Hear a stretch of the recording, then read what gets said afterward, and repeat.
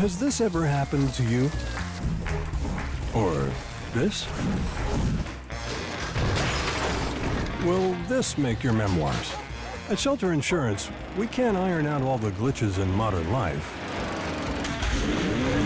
But we can manage your auto, home, and life insurance just fine. Shelter Insurance. We're your shield. We're your shelter. Get the insurance coverage you need at the right price. Call Mark Manning today.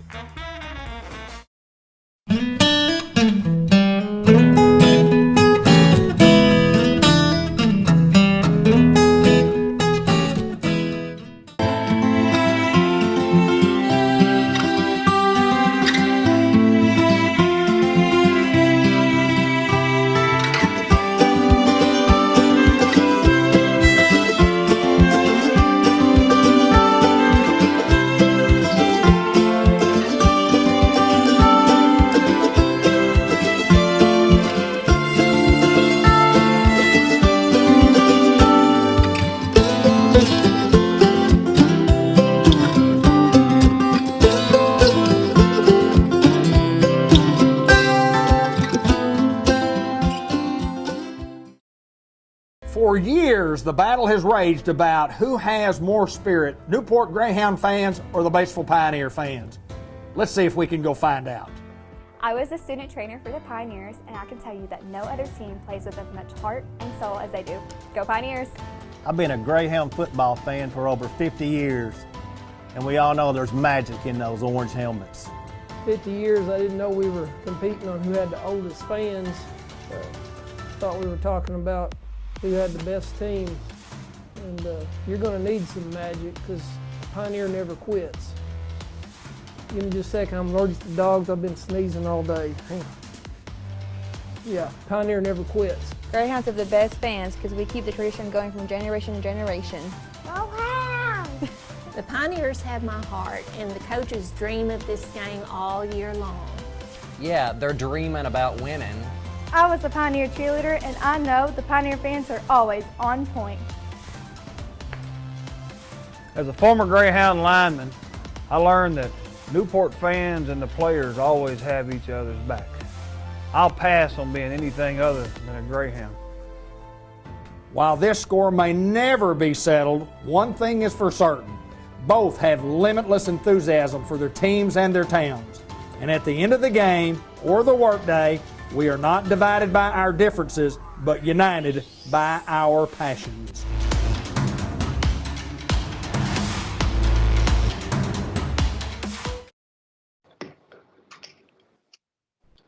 Well, and through the magic of video, it's Tara Salinas at Merchants and Planners Bank. And Tara, first of all, I want to make sure it's okay that we record here on Skype. Yes, absolutely.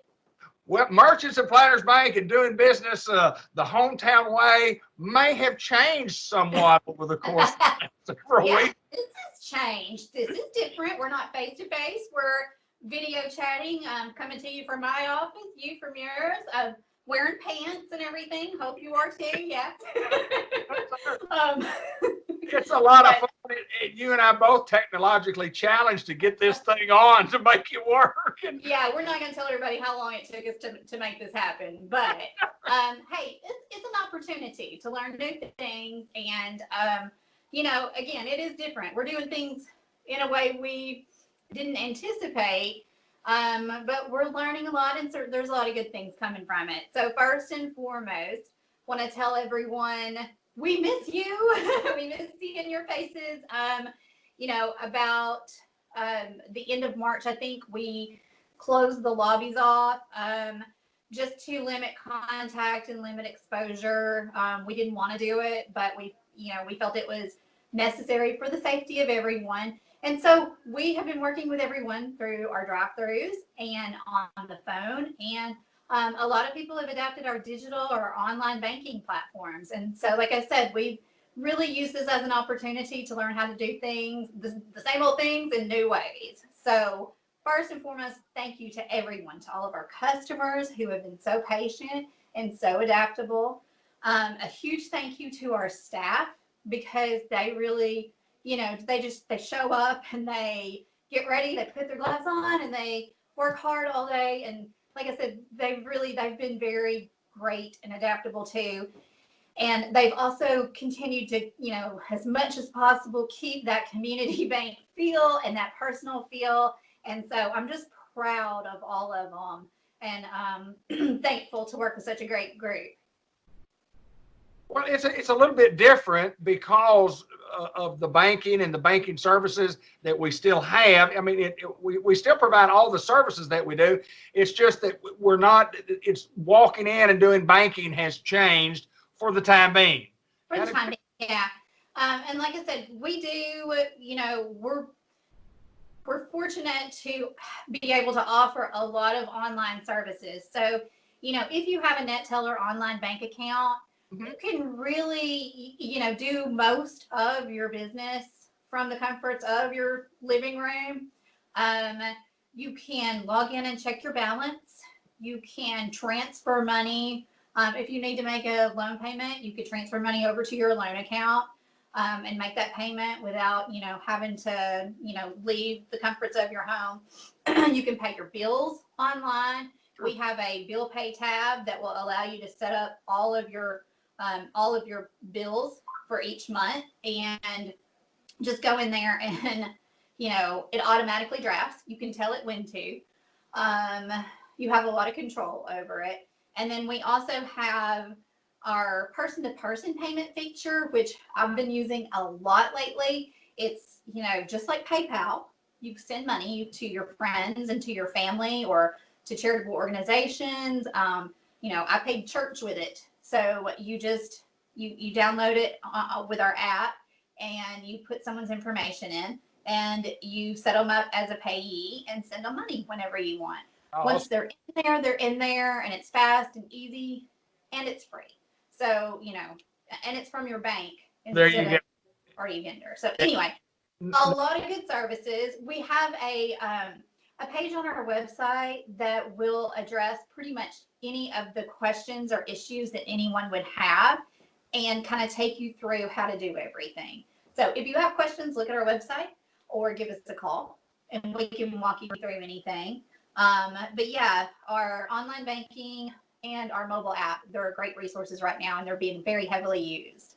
Okay, what's the website? What number should we call? Okay, so you can log on to www.mnp.bank or mnpbank.com or just Google MNP Bank. Sure. And you can call us here at 870-523-3601. This is our home base, and that's our home base number, and we can get you wherever you need to go from there. We also, for the people that are not online, we realize that's not everyone's cup of tea, and so we do have a telephone banking hotline. Sure. You'll have to call into us, and we can set you up on it, but this will allow you to call in and check your account and see what transactions have gone through, see if you've gotten any deposits. It'll be especially helpful for people that are waiting for their stimulus checks to arrive. You can call day or night anytime and see what's in your account. So that's a great option as well. And like I said, they could just call into us and we can set them up and walk them through it. Well, I do know this, that, our hometown bank doing what we have to do to take care of all of our customers and our clients. And you guys are just simply awesome at what you're doing. It's just like finding out a new way to do interviews. And here we are, Tara Salinas and David Black Skyping, and we're not in our 20s. I'm certainly not in my 20s. You're in your late 20s, and I'm early 60s. just a little bit out of it. I appreciate you taking time to join us, and I know you guys are doing all you can do to make everybody safe. We are. We, like I said, we appreciate you. We appreciate our customers so much. We appreciate our staff, like I said, and a side note to just the great appreciation for everyone here. Our lending staff they've been working around the clock with all of the SBA offerings. They want to do everything to help our small businesses because they're so vital and so important to our communities. And we understand this. And so, just kudos to them for giving everything they have and being here, like sleeping here, nights and weekends to take care of the customers. So they've been amazing. So big thanks to them. Tara Salinas at Merchants and Planters Bank, our hometown bank in Newport, Arkansas. We thank you, girl. Thanks.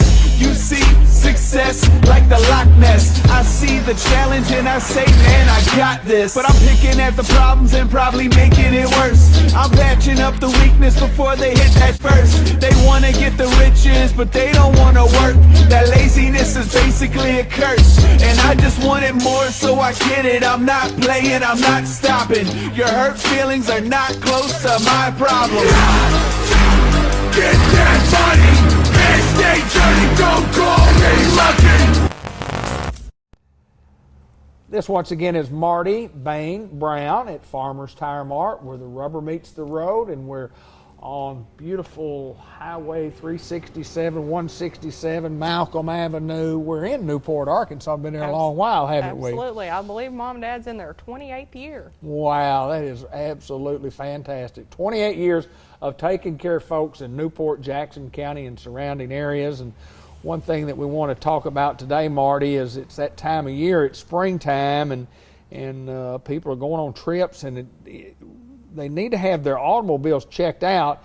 And we have a wide variety of things that we do for an automobile. Let's talk about some of those things that we do to get your automobile ready for these trips that we're going to take. Right. We, maintenance is the best money on a vehicle that you will ever spend.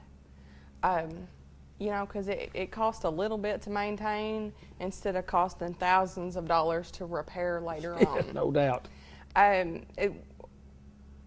Oil changes, change your spark plugs and wires, flush your coolant system, flush your transmission, clean your injectors, your fuel injectors. Sure. There's so much carbon in the fuel now, it builds up, and it causes your vehicle to be a little bit sluggish. So we want to clean those.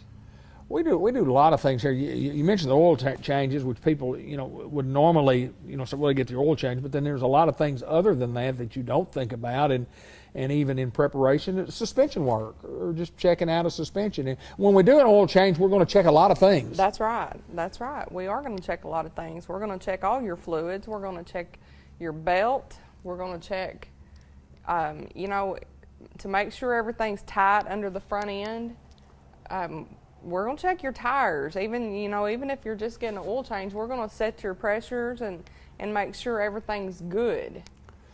One thing about, you mentioned checking the pressure of tires, and you ought to do it more often than just when you get an oil change, because tire pressures can do one of a couple of things. Number one, if you have low pressure, or extremely high pressure, you're getting extra wear and tear on your tire. And the other thing, it affects gas mileage. Absolutely, it affects gas mileage. People don't realize that.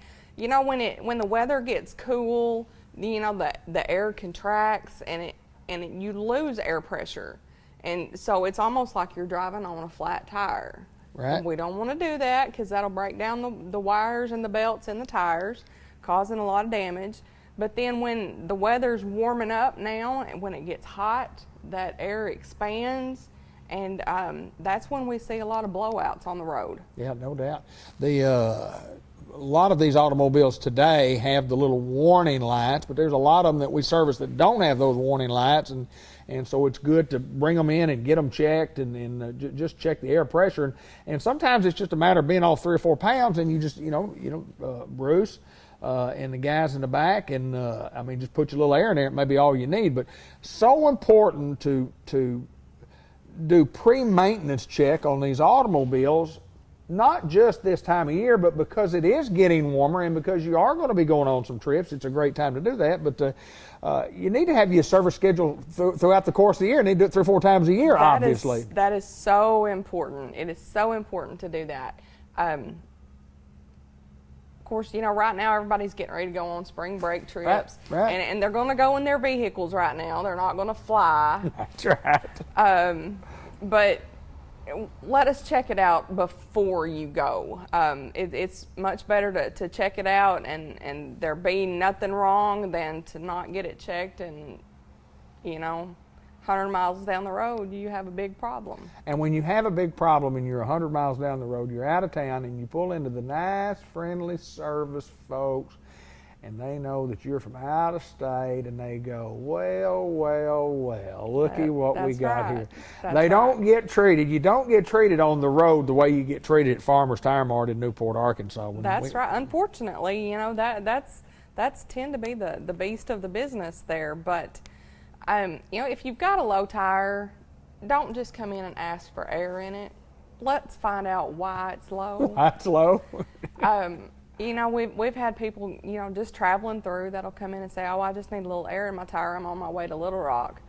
And I'll say, well, let's find out why you need a little bit of air in it. Very important. It's generally a nail. It's nail, a screw, a piece of metal. Yeah. We've got so many scrap iron haulers around here right now because we've got the steel mill. They haul out there and stuff falls off those trucks Absolutely. all the time. Yeah. It's amazing. We do a lot of brake work. We do front brake work. We do rear brake work, and that's another thing. And when an old car starts making a little funny noise, if you don't know what that little funny noise is, we recommend you to come let us check that funny noise out.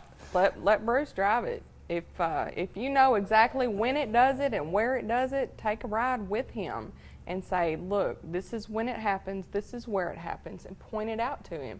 And he's pretty quick to diagnose those noises. So if somebody is watching and realizing that they'd like to get their car in, and what do you have to do to get a spot, make an appointment? What do we do? Call? How does that work? Call us, 523-6735.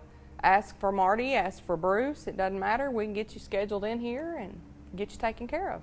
All right, and I want to mention one thing before we get off here also. On the farm tire repair. We've done that in years past, continuing to do that. Farming services coming right up. That's a big part of our business. Yes, they're turning dirt already. The rain's going to slow us up a little bit this week, but spring is here. The spring planting season is beginning, and it's a busy time. It's going to get busy. If we can get a little bit of dry weather, it's going to get even busier. It just rained a lot during the winter months and going into the spring right here, and a lot of times, people can get in the field in February and have everything ready to go by March 1st, but that hadn't been the case this year. No. So farmers are way behind. They are way behind, but they're going to get after it. They're getting after it right now. But if you need our services, you need anything done to your automobile, we ask you to give us a call and set up an appointment, bring the automobile in, and we'll get it in, we'll get it out. If it needs something extra that we make a recommendation and say, well, we thought it was this, here's what it is, this is what it's going to cost to repair it, then you decide whether or not you want to make the repairs on that automobile. That's right. We're not going to repair anything without your knowledge. We don't do that. That's right. Yeah, we don't want surprises on your end or our end, either one. Almost 30 years in the business, 28 years in the business, Farmers Tire Mart, the Bain family, been taking care of folks like me for years and years and years, and they can take care of folks like you. Marty, good to see you. You too. We're at Farmers Tire Mart, Malcolm Avenue in Newport, where the rubber meets the road.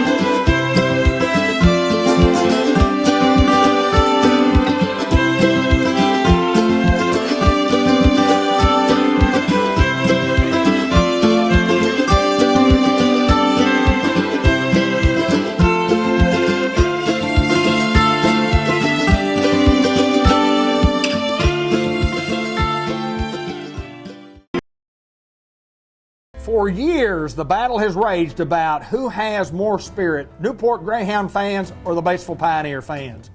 Let's see if we can go find out. I was a student trainer for the Pioneers, and I can tell you that no other team plays with as much heart and soul as they do. Go Pioneers!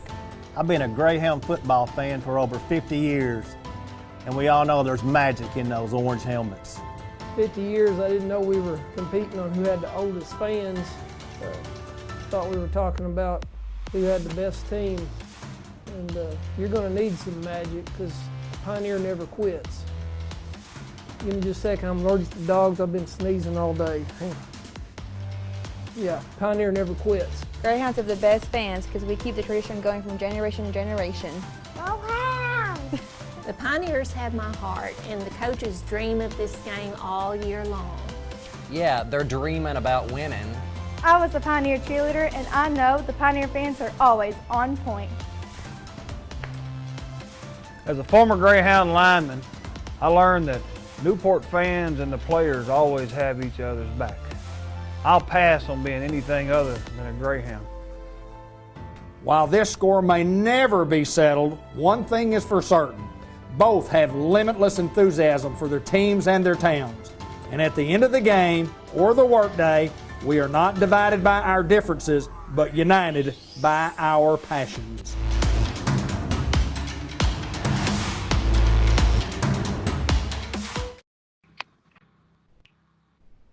And want to remind everybody that's John Chadwell that you see right there to my either my left or my right. I don't know exactly which one, but John Chadwell, got to ask you first, is it okay for us to legally talk to you today, to record you and talk about NEDC? Absolutely. Well, welcome to the program. It's kind of a little different scenario that you and I are having to meet like this, but with what's going on nationwide, we just thought this would be the best thing to do. We're Skyping, and we hope that it works. We do, and you know, we're using caution, and we're trying to. I mean, you've had heart issues, I've had heart issues, and so I think it's incumbent on people who are in the public view a little bit, like you and I are, at least a little bit, to set an example for other folks on how to do things. This is a way we can do things and accomplish the same thing without having to cause concern. You know, I told some people we were talking about our churches being closed, and somebody said, "Oh, well, that's just a shame." And I said, you know, me taking a chance with my life is one thing. You know, if I say, "Oh, I'm not worried about it. I'm not worried about it," that's fine. But me taking a chance with somebody else's life who might show up is something different. And I would not live with myself very well if I felt like I had caused somebody else to catch this virus, and then it was fatal or harmful to them. Yeah, well, there's no doubt. I mean, it's just it's the most unimaginable thing, you know, nationwide that I can't ever imagine anything, you know, that would go on like this in this world, but it's turned the world upside down. But I mean, on the bright side of it, it's going to end. We're going to whip this thing. We're going to win. We are the United States of America, and we are in Newport, Arkansas, and we're going to make it. We're all going to make it. We're going to make it, and we were a town that was doing well before it started, and we'll be doing well again when it's done. And so I'm not concerned about the long-term view. I think long-term we'll see a good rebound. I'm concerned about the short-term view, both for individuals and for our businesses. And there's a lot of people who are unemployed, and they're not unemployed because they didn't have business. They're unemployed because the government said, for the good of everybody, you need to shut down. And then they did the right thing, and they complied with what they were told by our state government. And so everybody's working together, and everybody's facing different levels of hardship because they're working together. And I know that both the federal and state government are aware of this. We've talked about several programs, and I'm going to give you a quick mention of 3 different ones. Okay. I'm going to tell people if you want more information about these, feel free to call our offices. We'll fill you in and help you talk through which one might be the right one for you and how you can move forward. The Small Business Administration, the SBA Paycheck Protection Program. I have a hard time saying that. That's a mouthful. It is a loan that can later be turned into a grant if you use the money for the right purposes. Okay. And so it goes through your local bank. So you contact your local loan officer. The SBA guarantees it 100%. Okay. And it's based on your average monthly payroll. So you take the payroll that you have generated over the last year, divide that by 12, which gives you your average monthly, and then multiply that by 2.5. That's the maximum amount you can borrow, is Okay. that much. And then that money can be spent on payroll, rent, utilities, and things of that nature. There's a small handful of things, but 75% of it has to be spent on payroll. The whole purpose of the program is for you to keep the people working in your business that are currently working. Right. That's the reason for getting it. You can get it if you've laid people off, but you have to agree to fill those jobs again while you have the money. Right. If you spend it on that, then the money can be forgiven at the end of 2 months, and it goes Okay. away, and you don't have to pay any of it back. Okay. The second one is called the EIDL, or the Economic Injury Disaster Loan. It comes straight through the Small Business Administration. You apply online. It is a loan, and it requires collateral. It requires a personal guarantee. You will pay it back. The interest rate is fairly attractive at 3.65%, and you can use that money for a much wider range of things than you could the other one, since it's not going to be forgiven. They also have a deal with that one where if you're applying, it's a 2 to 3 week application approval process, and they know that's a long time. So you can also apply for a $10,000 advance, which if you are you get that whether you get to keep that $10,000 where they eventually approve you or don't approve you. Okay. That $10,000 becomes a grant. Okay. So you can apply for that one. And then the Arkansas Economic Development Commission has a quick action closing program, which is also, it's much like the very first one we talked about.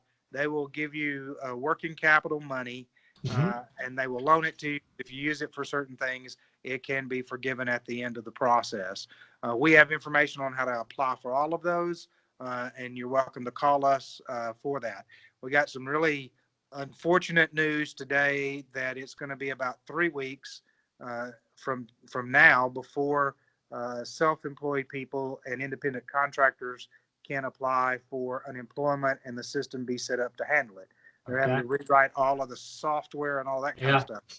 That's going to put a lot of people in a hurting position, because most people don't. A lot of them have already been out of work 2 weeks. They got 3 more weeks to go. Most people aren't sitting on 5 weeks of income in their savings to pay all their bills. So I will tell you, if you're a business or a self-employed person or a contractor that finds yourself in that situation, we're keeping our ears out for any other programs that might be out there. Sure. So call us, contact us. We'll put your name on the list, and if we find anything, we'll be happy to pass that information on to you. If you're a small business out there, and I know a lot of our small businesses are hurting right now, we are going to, if you will shoot a 1 minute or less video and you'll email it to me, then we will put that on our Facebook page, and we will pay to boost that to people in Newport and Jackson County and let them know what services you're offering. So, like, I think we're about to get one from Fathead Pizza, and they said a lot of people don't realize that they're offering delivery right now, and so they want to get that word out. So they'll send us that video. We'll put it on there. We'll boost it, and then people can see that they have an option. They can call for a pizza delivery to their house and eat pizza that way. And so we just want to get the word out, because a lot of people just are unaware of who's open, who's closed, what do they offer, how can I get it. And so it's easy. I know a lot of people are intimidated by video. You and we struggle with that every month. But we do get it done though, don't we? But really, it's pretty easy. Just turn the camera toward yourself and talk like you would talk to a normal person. Tell them, say, hey, here's what we got in a minute or less, and then fire it our way, and we'll send it out and help folks know what you have. And hopefully, I mean, it's not going to cost you anything. We're spending all the money to boost it. So hopefully it'll help drive a little bit of business your way, because people will know that you're open. And that's one way we want to help. We are making our Wi-Fi available to students who need help with their homework or downloading AMI stuff. They can come park in our parking lot. If they call our office, we'll give them the Wi-Fi guest password for them to be able to use, to log on and to use that. there are a lot of creative ways that I think people can help out there. But just remember, if you have, I know you may not be getting your hair cut right now, but if you are both still employed or you're still employed and you're not getting your hair cut, but you're still getting a regular paycheck, it wouldn't hurt at all just to drop the cost of a haircut into your hairdresser, your barber, whoever colors your hair. They're also allowed to still sell products. So if you want shampoo or hairspray, instead of going to a big box and get it, because they're doing pretty well right now. They're doing okay. Yeah, why not call your beautician and ask if they have shampoo or hairspray and buy it from them instead of going somewhere else and buy it. And those little steps may not seem like much to you, but they could make a very big difference to somebody who has had to be out of work right now. Well, you even mentioned that, and Linda Black and I were talking just a little bit ago, and she was doing a little gardening work outside that I understand you got a dose of that this past weekend, as we did too. But anyway, she said, I need to get a sprayer. Where do I get a sprayer? And I said, well, why don't we go to Ace and get the sprayer? I mean, I do a lot of business with Ace Hardware, and just kind of give them a plug here too. And I said, you talk about the box factory, they're doing great, but you go down to Ace and the prices are going to be competitive, but it's the local folks who's got a local business, and that's who I'm going to do business with, and that's what we all need to do. We all need to help each other. And other night on a sports show, I bought a couple of sandwich platters from Subway. Bought them in advance. I said, I'll just pay for them. I don't need them now, but I'll pay for those. And I know you're doing the same thing with businesses and paying for stuff in advance. And those of us who can, and it just stopped recording. I still see mine still says you're recording me. Well, let's keep going. Oh, it says stop recording. Maybe it didn't at the 10-minute mark, but anyway, we'll just keep going. But anyway, lots of things going on out there, John, and you want to mention the Wi-Fi that you guys are offering. And tell me how that works. Well, anybody who is a student can just pull up beside our building. They can call us during business hours. We'll give them the Wi-Fi password. And they can log on and download their AMI work or upload their AMI work, whichever they need to do. And that is awesome stuff it's a tough time and people are hurting. We know people are hurting. We're doing all we can do from an economic standpoint. We're doing all we can do to make sure people are taken care of. And if you need any more information, you can go to your Facebook page. It's the Newport Economic Development Commission Facebook page or the Newport Area Chamber of Commerce Facebook page. Get all that information. If you get those videos in, if somebody has some questions about those videos and they're afraid that they can't get them done, they're welcome to call me or send me a message. I'll help. I'll do what I can to help with those videos. I'm here to help. I don't have to charge anybody to show somebody how to do a video to help them get a video. I'm in the video making business, but I'm also in the Newport, Arkansas business, and I'm more so in the Newport, Arkansas business than I am anything else. John, appreciate you taking time to join us, man. Thank you. Just keep telling people anything we can do to help. We're in this together, and if we hang together, we'll survive it.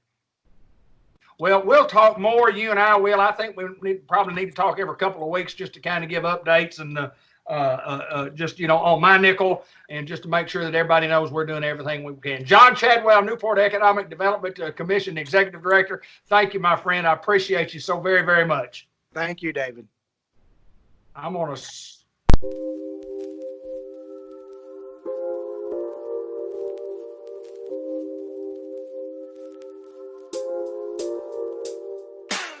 I invented Pro Boards about 3 years ago, and now it's come to the forefront because of the crisis that we have here in this country and all over the world. With the board, you can take it anywhere, you can get outside, you can get away from people, you can do all the training that you need. Any exercise, any place, anytime, you can knock it out. You have black bands, red bands, yellow bands, you have handles, straight bars, sliders, door attachment. You can do any exercise that you can put your mind to and get creative with. So we're really excited to bring this thing to everybody in the world.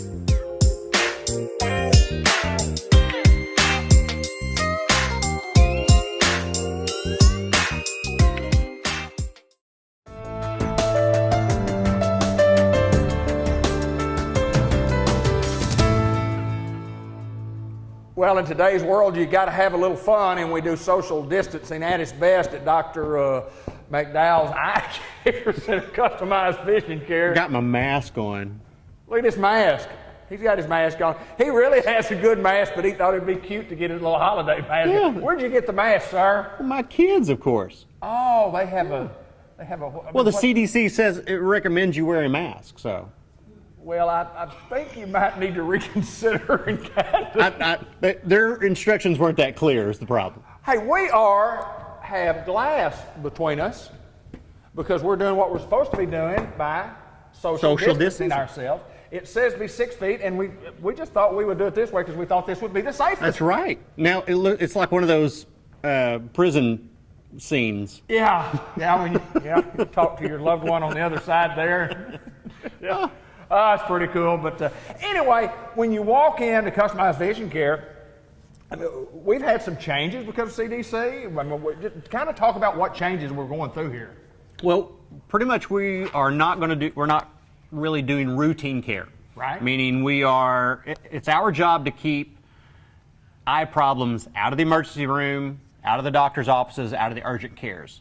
So if you have a red eye, something in your eye, sudden changes in vision, seeing spots and cobwebs and stuff, we're taking care of that. But we're not doing the which one's better 1 and 2 and problems with easy vision correction. Right.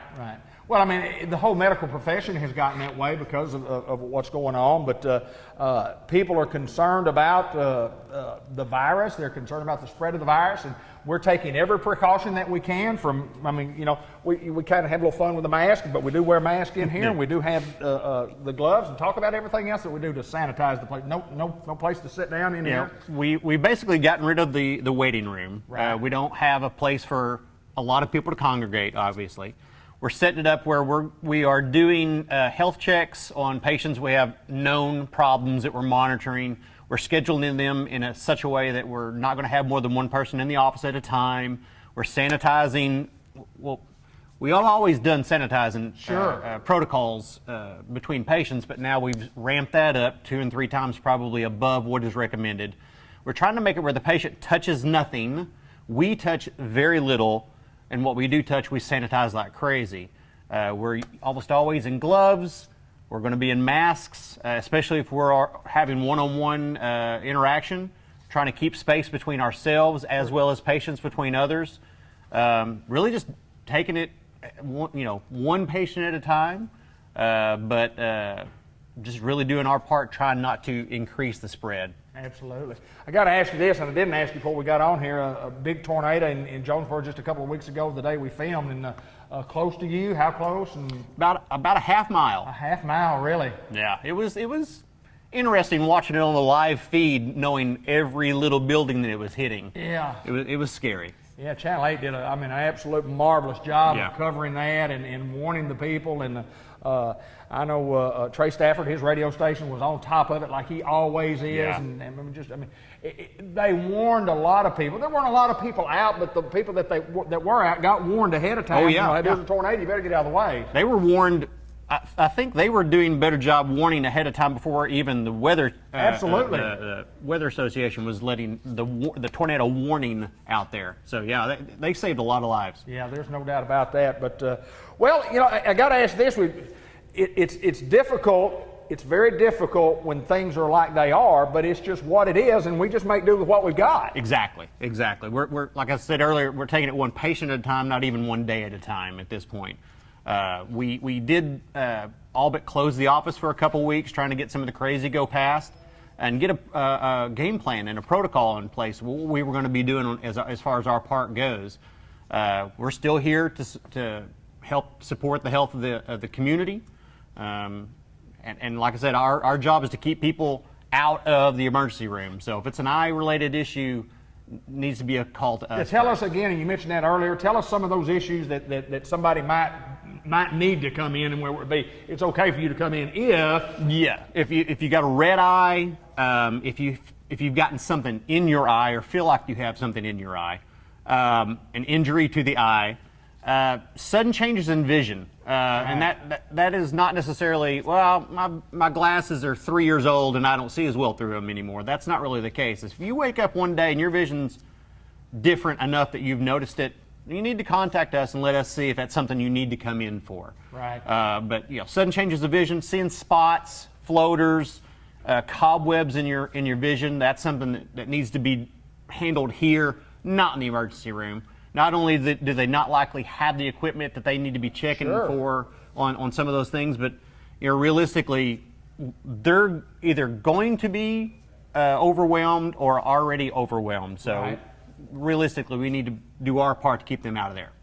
Well, and that's right. I mean, that's where you would go if it's in the eye. I mean, you might go to the emergency room and they say, well, you need to go see somebody that does eyes. Exactly. We don't do eyes here. The eye guy may be the one that you need to see. Right. If you got a transmission problem, don't go to the general mechanic. No, you go need to the transmission guy. You need to go to the transmission guy. Well, we could have done this interview inside. We could have spread out a little bit, but we just thought it would be just as safe to get between a wall. My friend, as always. I think it's fun. It's fun. We'll do this more often. Good to see you, sir. This is Gavin McDowell from Customized Vision Care. He's behind that wall. We're outside here in the Village Mall. And if you do have one of these problems that arises over the course of the next several weeks until we get back to normal, please remember my good friend Gavin McDowell. Thank you, my friend. Thank you. For years, the battle has raged about who has more spirit, Newport Greyhound fans or the Batesville Pioneer fans. Let's see if we can go find out. I was a student trainer for the Pioneers, and I can tell you that no other team plays with as much heart and soul as they do. Go Pioneers! I've been a Greyhound football fan for over 50 years, and we all know there's magic in those orange helmets. 50 years, I didn't know we were competing on who had the oldest fans. Thought we were talking about who had the best team. And you're going to need some magic because Pioneer never quits. Give me just a second. I'm allergic to dogs. I've been sneezing all day. Yeah, Pioneer never quits. Greyhounds have the best fans because we keep the tradition going from generation to generation. Go Hounds! The Pioneers have my heart, and the coaches dream of this game all year long. Yeah, they're dreaming about winning. I was a Pioneer cheerleader, and I know the Pioneer fans are always on point. As a former Greyhound lineman, I learned that Newport fans and the players always have each other's back. I'll pass on being anything other than a Greyhound. While this score may never be settled, one thing is for certain. Both have limitless enthusiasm for their teams and their towns. And at the end of the game or the workday, we are not divided by our differences, but united by our passions.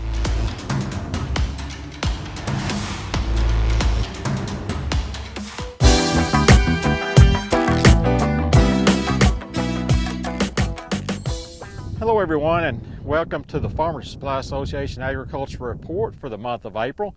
I'm Randy Klepechka, agronomist with Farmers Supply Association. Well, a lot obviously has happened not only around here but in the world since our last program in early March. So I want to talk a little bit about some of that stuff and how it's affected agriculture, and then get into agriculture and talk about a little bit about the planting season. But first thing, obviously, not obviously, but one of the things that's happened recently is the tornadoes. Two tornado events, I guess the first on March 28th and then the next one April the 8th. And, they both have been in the Farmers Supply Association footprint. Very fortunately, very few injuries with these tornadoes, but there was some property damage on, in both in towns and in farms as well. There's been some shops damaged, equipment damaged, a pretty big monetary loss of equipment.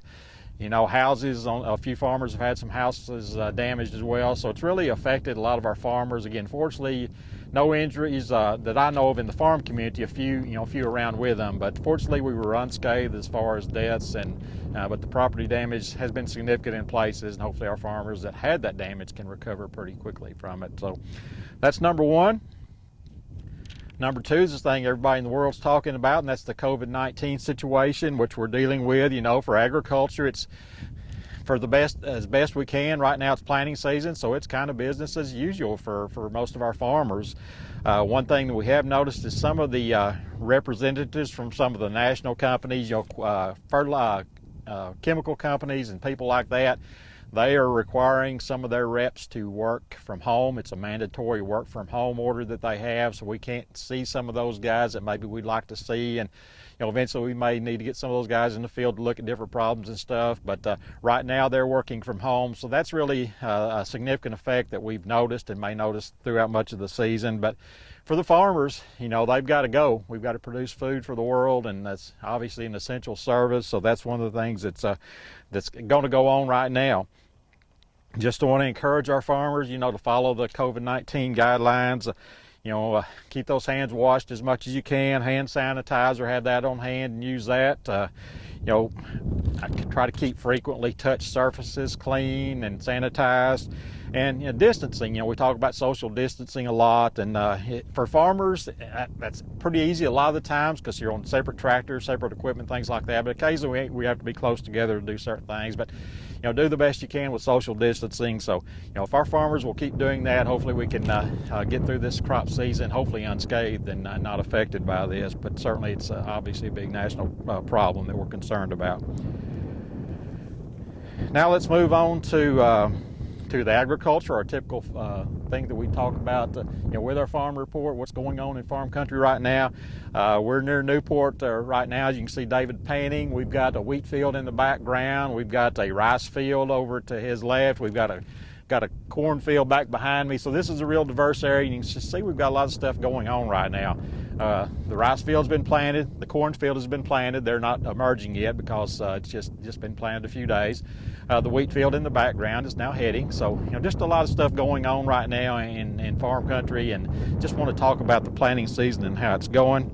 The first planting that I know of in our area was some corn that was planted in the northwest part of the county on March the 27th. That corn is now emerging and looking pretty good, so we're off to a pretty good start with that. Again, we're planting rice, soybeans, and corn. Things are a lot different than they used to be. Our farmers would get corn planted, they get rice planted, then they get beans planted. But right now, they like to plant everything pretty early, and we're getting, so we're planting a little bit of everything at once. Corn we used to always start to plant corn in March. We've learned that you can plant corn really up till about the 1st of May, especially with these BT hybrids, and not lose any yield potential. So we're not as concerned about getting that corn planted quite as early as we used to. We still have learned that the rice yields are generally better with those early plantings, so we like to plant the rice early. One of the things that has changed is the soybeans.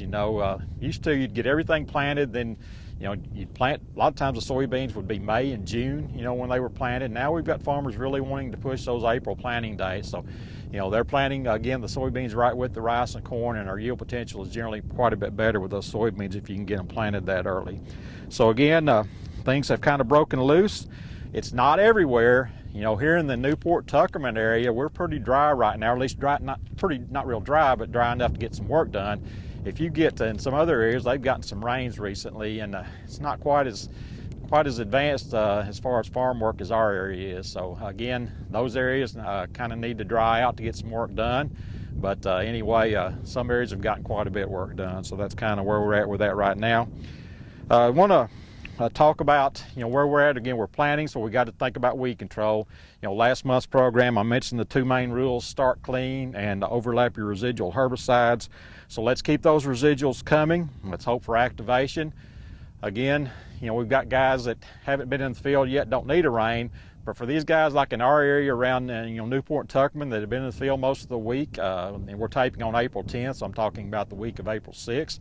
We've got a lot of stuff planted, a lot of residual herbicides out there. We need to get a rain to get these things activated and keep them activated. So, it's kind of always that double-edged sword with farming. Some guys need a rain and some don't. But we certainly want these herbicides to work because their post-emergence herbicides are generally a little less dependable than in certain situations.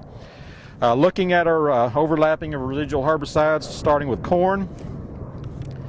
With corn, most of our guys that have got, starting with rice, I should say. We're starting with rice and then going on to soybeans. But with our rice, most of our guys have got Command out there. The vast majority use Command. Some people have, mixed Facet with their Command. I always kind of like to use my Facet as one of my overlaps, but the Command Facet is used by quite a few people. Obey is a premix of Command and Facet that a lot of people use as well. So that's kind of what's going on mainly with our pre-emerge herbicides with rice. More and more people are using Sharpen as a pre-emerge herbicide, and the big reason for that is, we've talked about in past, especially last year, about rice flat sedge being a problem, our annual sedges in rice. And Sharpen has some pretty good pre-activity on the flat sedges, so the annual sedges. So a lot of people are going to that 3-ounce Sharpen rate, and it's good to mix with your command. So a lot of people are doing that. I would encourage you, if you have flat sedge issues, to go with this Sharpen as a pre-emerge material. Again, you can mix it with your command, and that's a good way to go as far as your pre-emerge activity. We've moved a little bit of League from our store as well. League's a herbicide that has indigo, coffee bean, yellow nut sedge activity. Also, especially in the past, it had quite a bit of flat sedge, annual sedge activity, but a lot of our annual sedge and flat sedge is now ALS resistant, and League is an ALS herbicide. So for that reason, we may not get as good activity on the flat sedge as we'd like from the League, but we certainly still get some good nut sedge activity and indigo and coffee bean activity. So that can still be an effective herbicide if that fits your situation. As far as the overlaps, hopefully we'll get a rain to get these pre's activated, and just as soon as we get those activated, we need to be looking for that next opportunity to overlap another pre-emergence herbicide or combination. So we've got things like Facet, Prowl, Bolero, more command. Rice 1 is a good candidate here. Rice 1 is a pre-mix of command and Prowl. So all those can be effective combinations of them. I always just say, just get something out there. I like any combination of two of those. I like Facet Prowl, I like Facet Bolero. Again, the Rice 1, I like Bolero Prowl. So any of these combinations can be good if they get activated. So let's look for that overlap opportunity and get that out there. And sometimes we may even want to do a second overlap. So depending on the timing and how quick we can get to flood. So again, overlap those residuals. As far as the Clearfield rices and the full page rice, we're looking at Newport, has residual activity and can be used as a pre or post in the Clearfield. And if we're using the full page system, legally and by the label, we need to use Preface. Now, Preface is basically the same chemical as Newport, same rates and everything, but if you go by the label, legally we need to use Preface in the full page system and Newport with the Clearfield system. So that's where we're at with rice. With soybeans, again, same situation. We got to overlap those residuals. Probably the best situation is what we like to see is mixing a Group 15 herbicide, which is one of our grass herbicides, and mixing that with a Group 5 herbicide, which would be mainly metribuzin. So we're looking at some possibilities here like Boundary and also Moccasin MTZ, which are premixes of metolachlor and also metribuzin. They can be very effective. You can mix your own, looking at Group 15 herbicides such as Outlook and Zidua, and mix your own with metribuzin. Those are a good 5 and 15 combination as well. Some other possibilities as far as pre-emerge herbicides include Fierce and Verdict and Anthem Max and Prefix. There's a lot of choices out there that can be effective depending on the situation. And then again, before that one runs out, we need to look at an overlap. And usually your soybeans are obviously going to be up thin, so our possibilities are more limited. We're looking at things like Zidua, Outlook, Dual, and I forgot to mention Warrant a while ago, but all those can be used up to a certain stage post-emerge with our soybeans to keep that overlap and keep that herbicide activity going. So that's where we're at right now. Hopefully the places that need rain will get a rain, and the places that need to dry out a little bit and get some planting done, I'll get that taken care of as well. So next month we'll see what's going on in the field at that point. And until then, this has been Randy Klepechka with the April edition of the Farmers Supply Association Agriculture Report.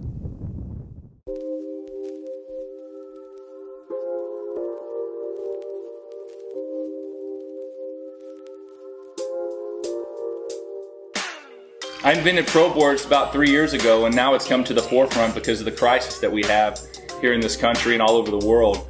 With the board, you can take it anywhere, you can get outside, you can get away from people, you can do all the training that you need. Any exercise, any place, anytime, you can knock it out. You have black bands, red bands, yellow bands, you have handles, straight bars, sliders, door attachment. You can do any exercise that you can put your mind to and get creative with. So we're really excited to bring this thing to everybody in the world.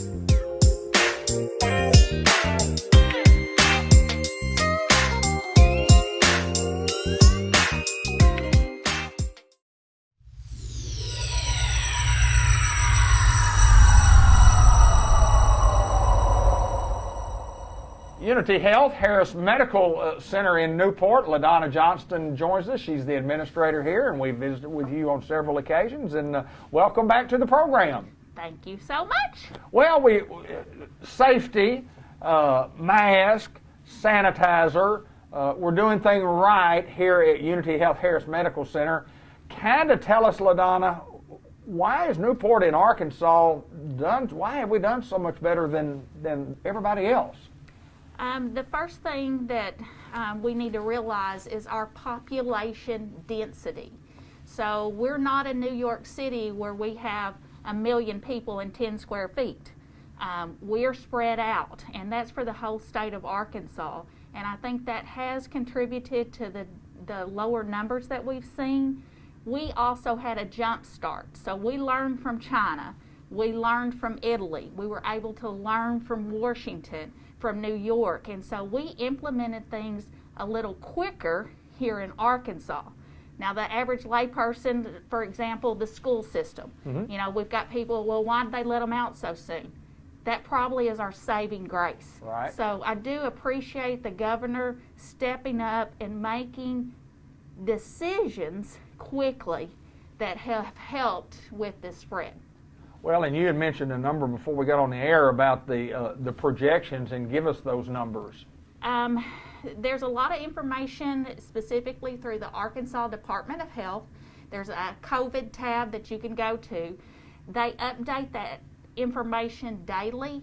So the projections for right now were that Arkansas as a whole would have about 2,000 cases. Currently, Arkansas has about a little over 1,000. Wow. So really, it's still here. We need to be very, very mindful. The masking, social distancing, hand washing, covering your mouth when you cough, sneeze. We've got to continue those practices to keep the fight going and keep that projection lower than we anticipated. Well, I know you have some other information that you'd like to pass along to the general public that we can get to right now, and then I'll mention something at the end. And well, matter of fact, I'll mention it now. I love the idea of coming in. When you come in the emergency room, you sign up, they check your temperature, you sign in, and then you have their names or our names on a list. And then if somebody gets tested and they are positive and they're on that list, then you have a list of people to go back to and say, look, you have been exposed to somebody during that time possibly. I love that idea. We are trying very hard to contain this, and we absolutely understand if your loved one's here and you're concerned, but we just feel like these measures have to be taken to continue keeping this fight going. We do allow one visitor if you are having a baby. You can have your significant other there. If somebody is end of life, you know, we're making exceptions and we let you come and visit. If you have a physical impairment or a need, we've allowed a visitor. But other than that, we check everyone, we mask everyone before you come in to protect you, to protect us, and to protect our patients. Let's talk a little bit about the information that you have now. Okay.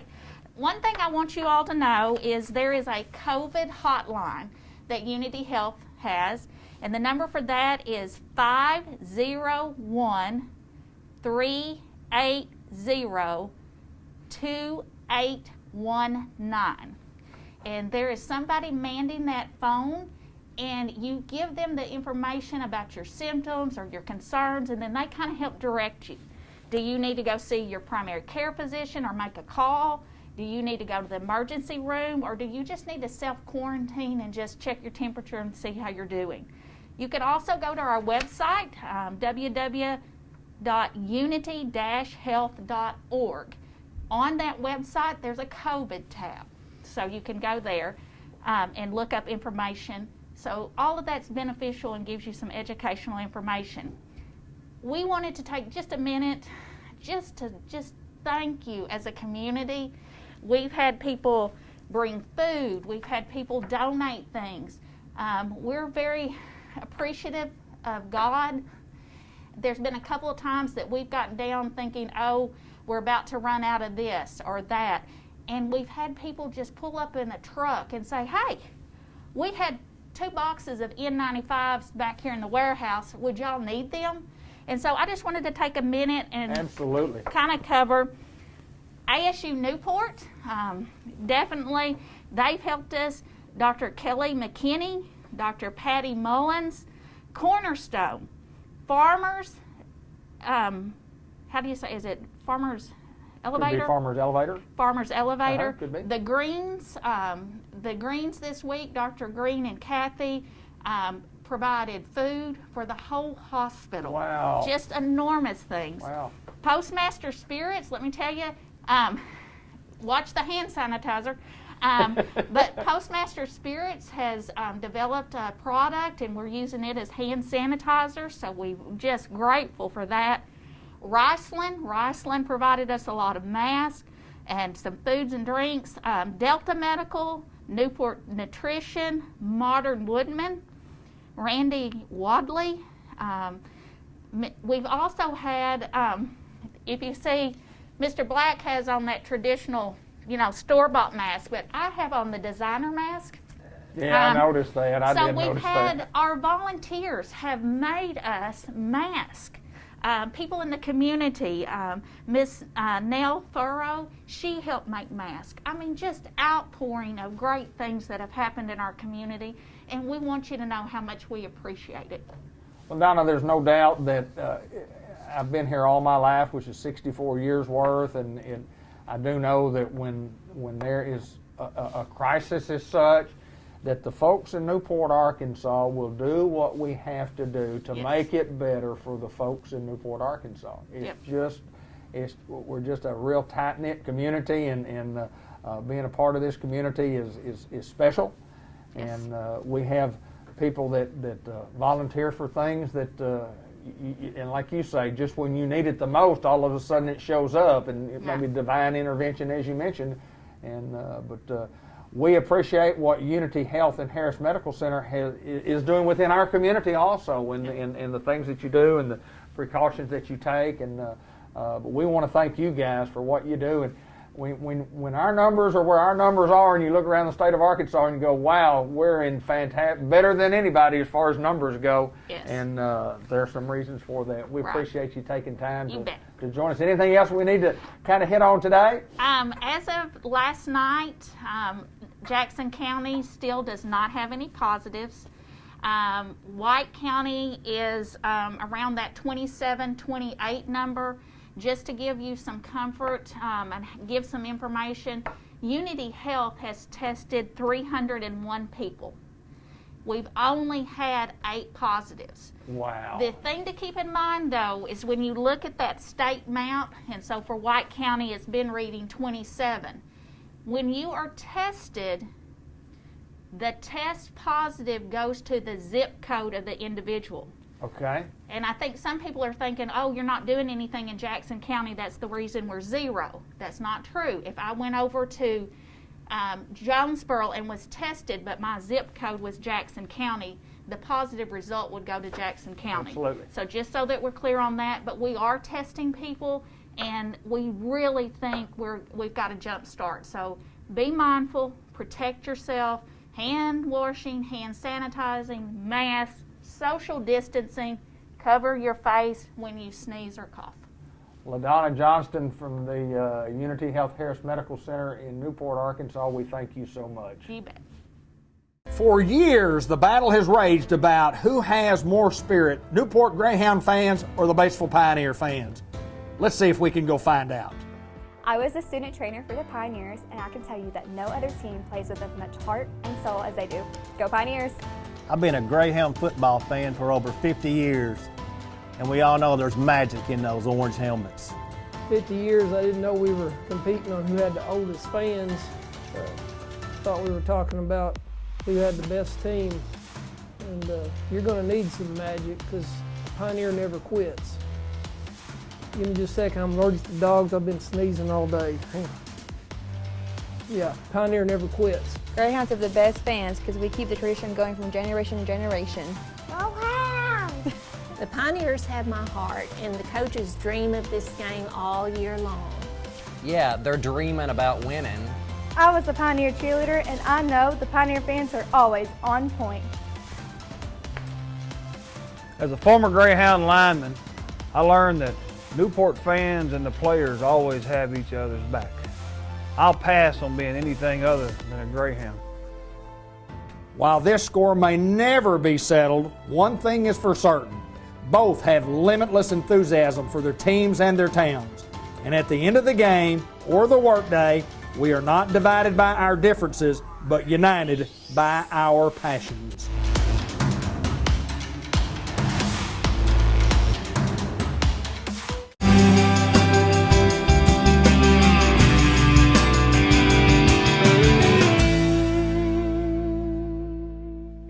Well, from St. Michael's Place, not exactly. From Cable 15 TV, yes, but it's still Jay Cox as usual. And Jay Cox, good to see you, my friend, and welcome back. And we did a little social distancing from St. Michael's Place where you came by the office here because you won't let me in the door. Yeah.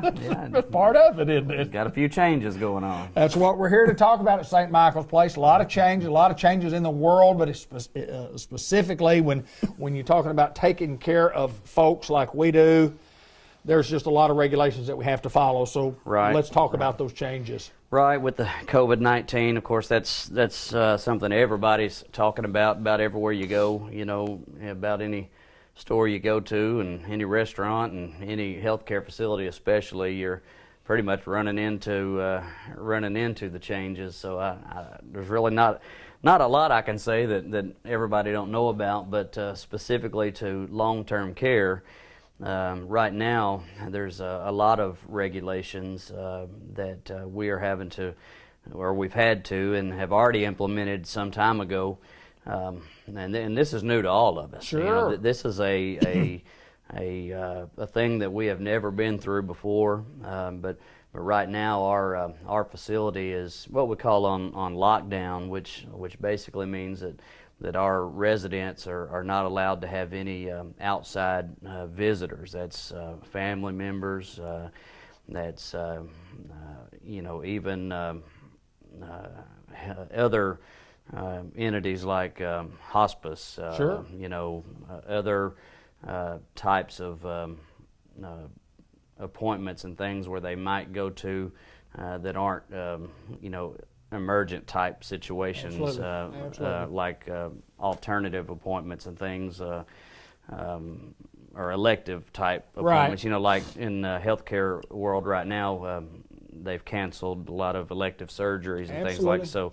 So things that aren't emergent right now, all that stuff has been postponed and rescheduled for later time. So same thing in long-term care facilities. So in our neck of the woods, we've had to keep our own residents in our facility under the social distancing guidelines as well. So again, that's 6 foot apart, just like out in the community, 6 foot apart. All of our employees are wearing masks and gloves. And so, for the resident, of course, most of them are elders. That's been an adjustment as well because, they see the employees come in masked up, gloved up, sometimes no gowned, recognition, and they see themselves without a mask, without gloves, and so the first glimpse of that can be frightening. Sure. To an elder, what's going on? Why is everybody else, and so, but those masks and things are also available, to the resident as well. But so it's been a mental and an emotional adjustment. One, for the separation from their family, separation from their friends, where, many of our residents had daily visitors and daily people coming in, checking on them.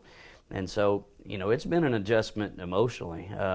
We do weekly and sometimes daily screenings to make sure that they're not falling into depression. Right. Because, you've probably heard of this, but the hospitals and physicians are doing a lot of what's called telemedicine. Yes. Where they can, through the television, through the internet, they can do interviews and diagnose things through the internet. See a patient. Yeah, through the camera. Literally see a patient, yes, absolutely. Through webcam and through the technology. So we're doing a lot of that to monitor their depression level, and so they can diagnose that and help us keep a monitor on it. Because when you're used to seeing your family and friends on a regular basis, and then that's all of a sudden cut off, that could be tough on. I think that is the toughest thing. I think that's the toughest thing on all of us is not being able to see those loved ones and I didn't mean to interrupt, but it just triggered that thought in my, where y'all do such an awesome job of taking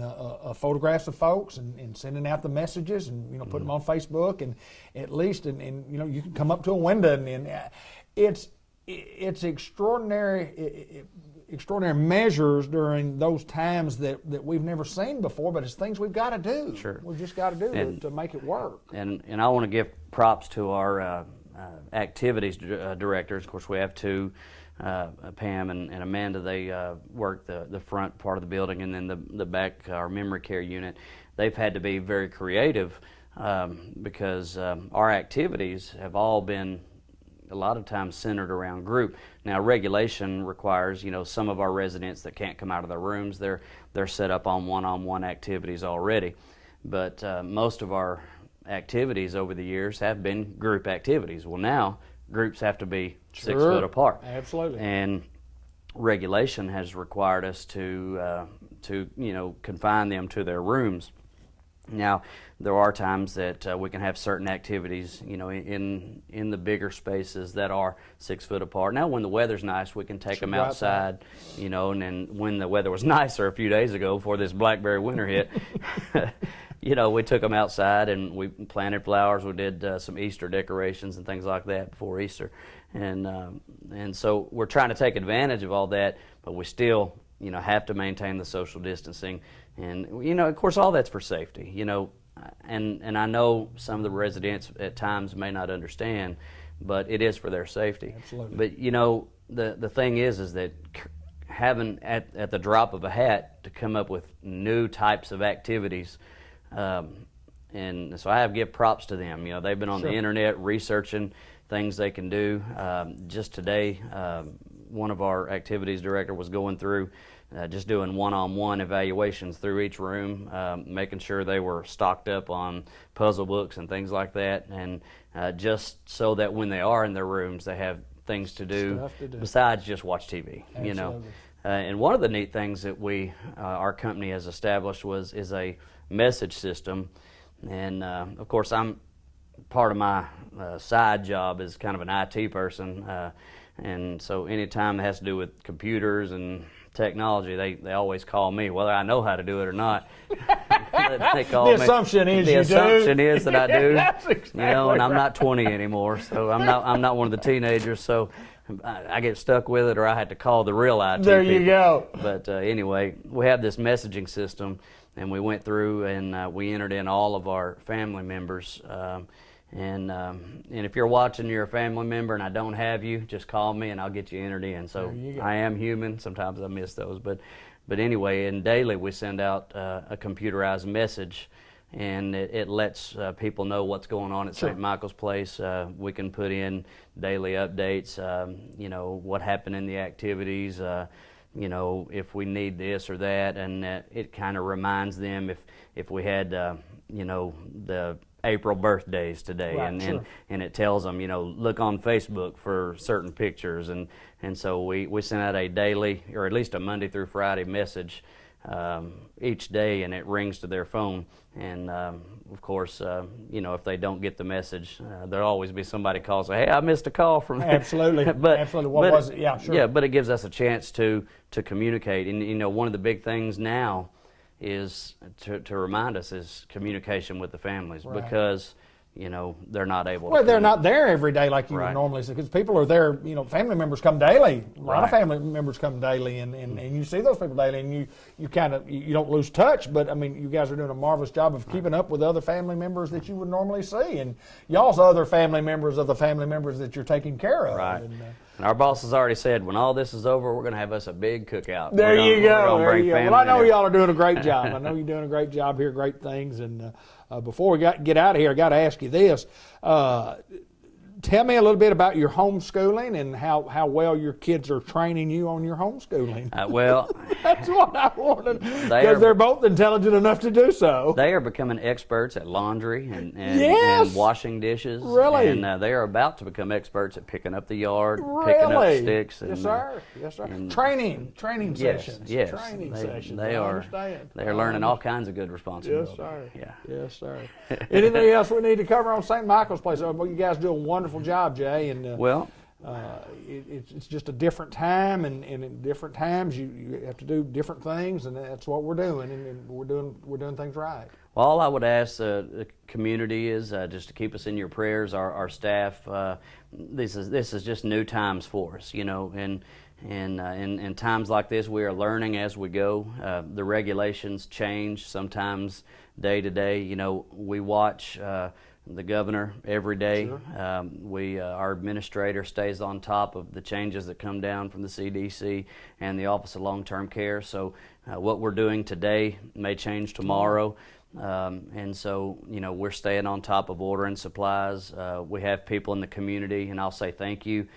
We have people making us masks. Sure. And different things. And so with everybody trying to buy sanitizer and buy rubber gloves or latex gloves and things like that, we're having to stay on top of keeping those supplies in, and it's all for the safety of those residents. And that is the heart of St. Michael's. Number one's always been quality of life and health care. But pray for us, pray for our country, pray for our leadership in our country, but pray for our staff as well. This is new, and everybody is worried. Everybody don't know what's next. But everything's going to be okay. But everything's going to be okay. Everything's because going to be all right. The Lord's in control. Absolutely. Jay Cox, always my pleasure to get to see you, sir, Yes, sir. and to visit with you and talk about our great residents at St. Michael's Place. We're located at North Pecan Street. And, get in touch with us if you've got any questions concerning how we're doing things today, and we'll certainly have some answers for you. Yes. Thank you, my friend.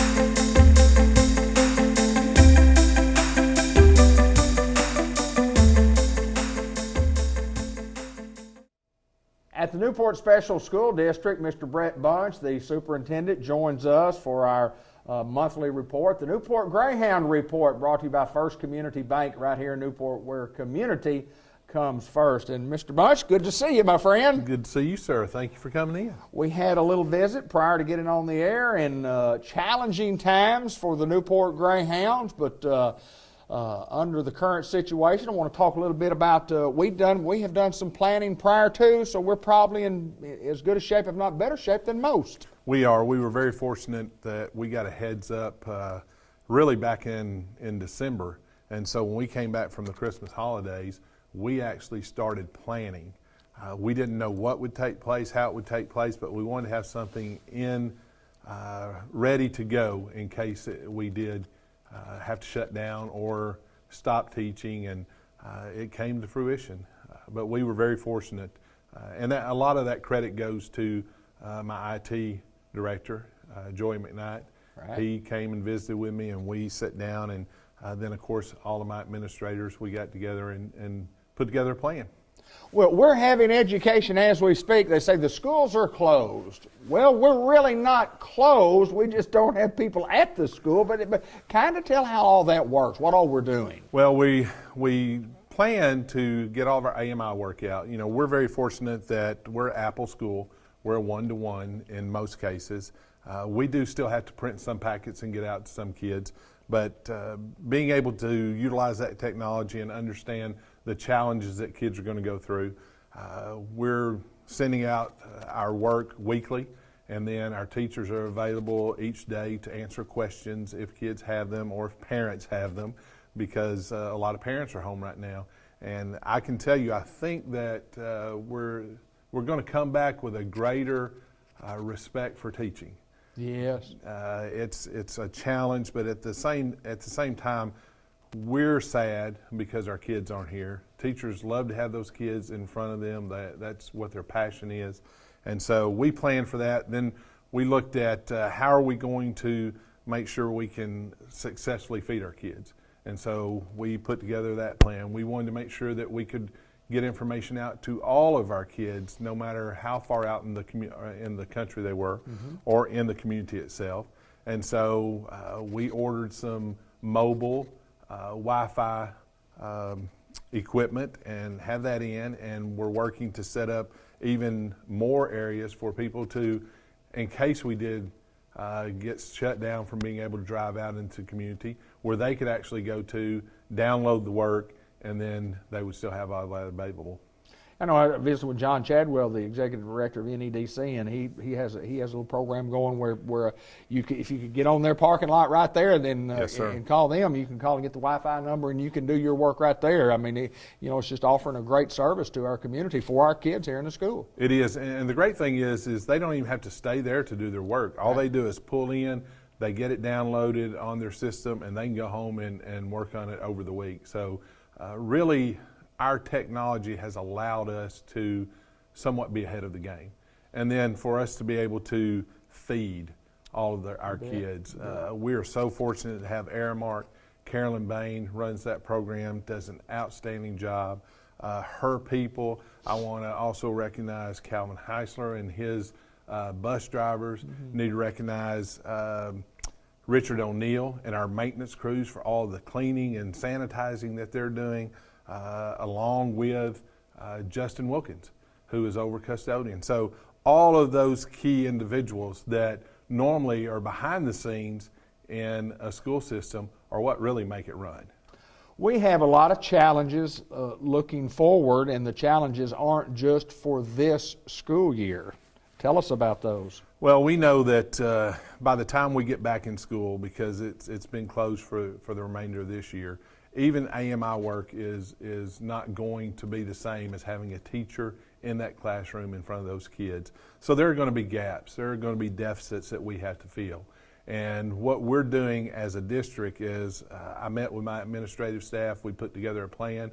We're planning on how to fill those gaps when we return.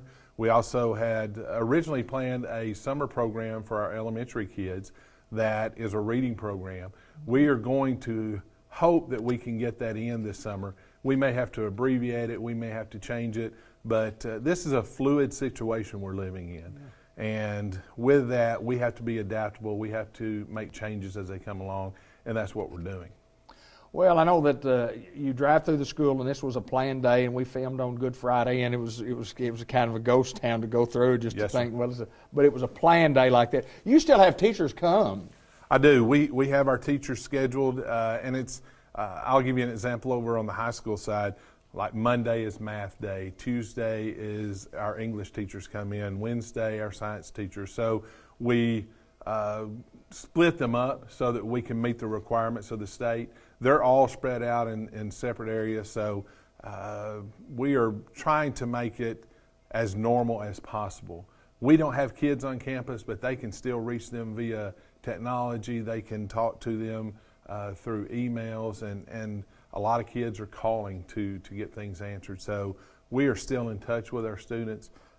And for everyone in this school district, it's all about the kids. It is that, and we'll leave everybody with this. And just for example, we at Newport High School, being as proactive as we have been in looking back to December and bringing staff in when you talked about what might happen, but we're still under the State Department of Education. We still have to go by their guidelines. What they tell us to do is what we've got to do, but they give us a little leeway on some things, and some things they don't give us much leeway on. And I have to give them a lot of credit because this is uncharted waters.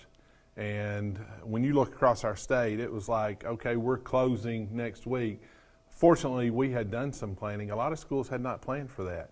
But the support that the state has given schools, the flexibility that the government has given us, from the U.S. government down to the state level and then the State Department, I want to commend them on all the hard work they're putting in, because they are supporting us as school districts.